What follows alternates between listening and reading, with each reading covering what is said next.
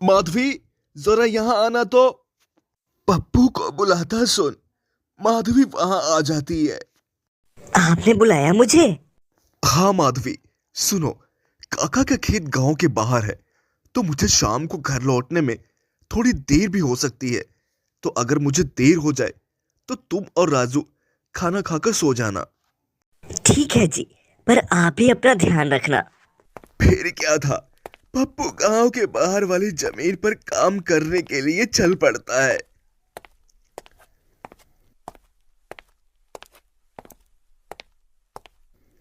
चलते चलते कुछ समय बाद वह गांव के बाहर वाली जमीन पर पहुंच जाता है।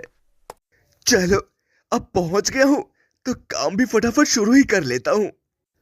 पप्पू अपनी कुदाल उठाकर खेत में काम करना शुरू कर देता है।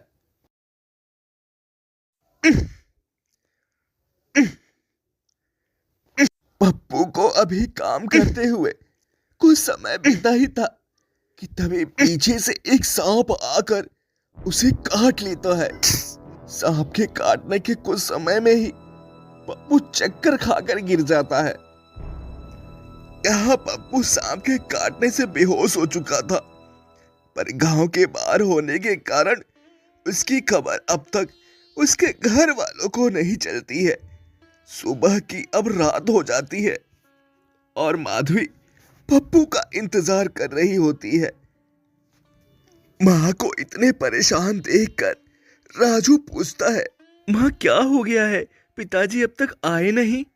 बेटा, तुम्हारे पिताजी आज काम करने जमींदार काका के गांव के बाहर वाली जमीन पर गए हैं और उन्होंने मुझे बोला था कि उन्हें आते आते देर हो जाएगी, पर अब कुछ ज्यादा ही समय हो गया है।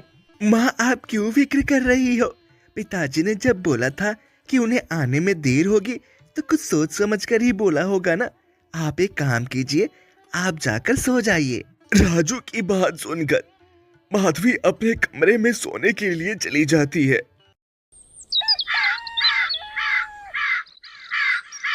अगली सुबह भी जब माधवी देखती है कि पप्पू अभी तक घर नहीं आया है, तो परेशान होकर वो सीधा जमींदार से मिलने उसके घर की ओर चली आती है।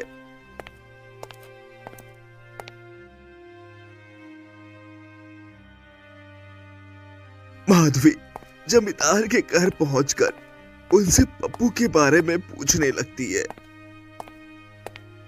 नमस्ते जमींदार काका। नमस्ते बेटी, नमस्ते। बताओ कैसे आना हुआ? काका, पप्पू जी कल आपके गांव के बाहर वाले